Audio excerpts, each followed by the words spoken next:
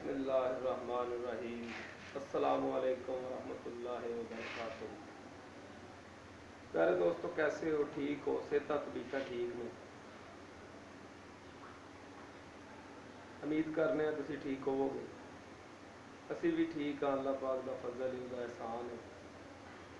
करीम दा बड़ा ही करम है, रहीम दा बड़ा रहम है। जिंदगी दी सू सावां चल रही हैं, उहदा एहसान है। जिंदगी मालिक की अमानत है, पता नहीं किस मोड़ से मुक जानी है। साड़ी ये कोशिश है कि जिंदगी के अंदर कुछ ऐसा खालक की मखलूक वास्ते कर जाइए कि रही दुनिया तक ये चीज़ चलती रहे और लोग फ़ायदा लेंदे रहन, तो सानू कबर अंदर भी हशर अंदर भी फ़ायदे का फ़ायदा मिलता रहे। अज भी नुस्खा एक तुहाडे वास्ते लैके हाज़र होए हैं। खालिस्तान इंसानियत की खिदमत वास्ते ये चीज़ां तुहाडे सामने शेयर कर रहे हैं और अपनी ब्याज हयात यानी कि अपनी डायरियाँ, अपनी किताबां, अपने तजर्बे जोड़े भी नुस्खे ने बिल्कुल ईमानदारी नाल पेश कर रहे हैं। कोई ये दगा नहीं, धोखा नहीं कि एवें बस अपना चैनल चलाने वास्ते असीं करिए काम। नहीं नहीं, ऐसी कोई गल नहीं। एक नंबर सोलड चीज़ है, अच्छी चीज़, ज़बरदस्त चीज़, जिहड़ियां जमाइया हुई चीज़ां ने वो बनाइया हुई और इस्तेमाल कीतियां हुई, वो तुहाडी खिदमत के अंदर हाज़र है। ये नुस्खा है दर्दां वास्ते, तमाम जिसम दियां दर्दां, जोड़ां दियां दर्दां के मसाज वास्ते नुस्खा है। ये तेल बनाना है, बहुत ही आसान बन जाना, बहुत ही आसान है और बहुत ही सस्ता है। ये तुसी बनाओ, बना के इस्तेमाल करो, दर्दां कोलों फ़ायदा लवो। घर दे विच माँ बाप बजुर्ग ने परेशानी की हालत अंदर ने, बुढ़ापे के अंदर गोडियां नूं दर्दां, गिट्टियां नूं दर्दां, कोहणियां च दर्दां, पट्ठियां नूं दर्दां, इन्हां दर्दां वास्ते तुसी ये बना के इस्तेमाल करोगे, इंशाअल्लाह ये फ़ायदेमंद चीज़ साबित होएगी और इसका फ़ायदा लवोगे तो दुआवां च याद रखोगे। तो नुस्खा नोट कर लो। 50 ग्राम देसी लसन लैना, 50 ग्राम देसी लसन लैके इन्हूं मोटा मोटा कुट लेना। उस तो बाद लैने ने लौंग 25 ग्राम, इन्हों भी मोटा मोटा कुट लेना। उस तो बाद लैना 25 ग्राम जाफल, 25 ग्राम जाफल लैके इन्हूं भी मोटा मोटा कुट लेना। उस तो बाद लैना रतनजोत, रतनजोत तुसी लैना 25 ग्राम। सारिया चीज़ां लैके इन्हों कुट लैनियां।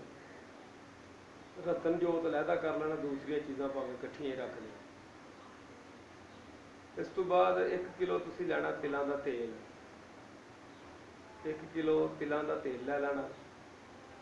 लसन लौंग जाफल नूं कुट के तेल दे विच मिक्स कर देना। तेल अग दे उत्ते चढ़ा देना, मट्ठी मट्ठी अग बाली रखनी है, तेल पकदा रहेगा।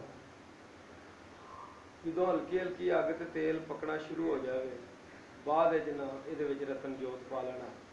रतनजोत पा के अग होर हल्की कर देनी है।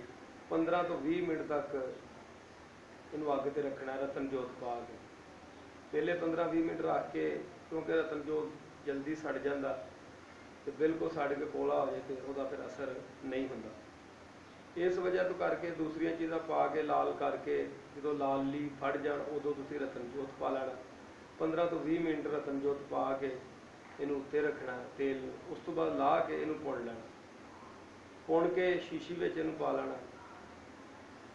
शीशी विच पा के जनाबे अल्लाह इनू महफूज कर लो। तुसी थोड़ा भी बना सकते हो, अद्धा किलो बनाना है, इन्हां चीज़ों का वजन घट कर लवो, बहुत ही ज़बरदस्त चीज़ है। बना के रखो और दूसरे नंबर पर इनू कपड़ छान करके रख लो।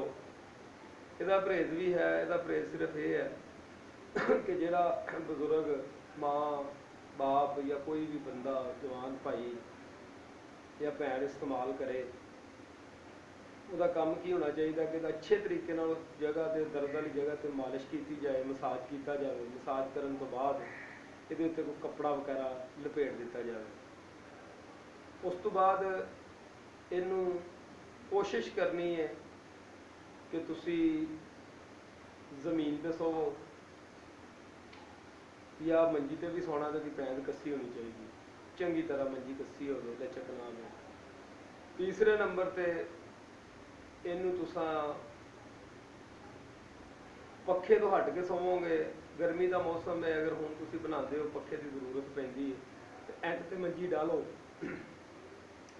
फर्शी पखा लगा एंड ते मंजी डालो।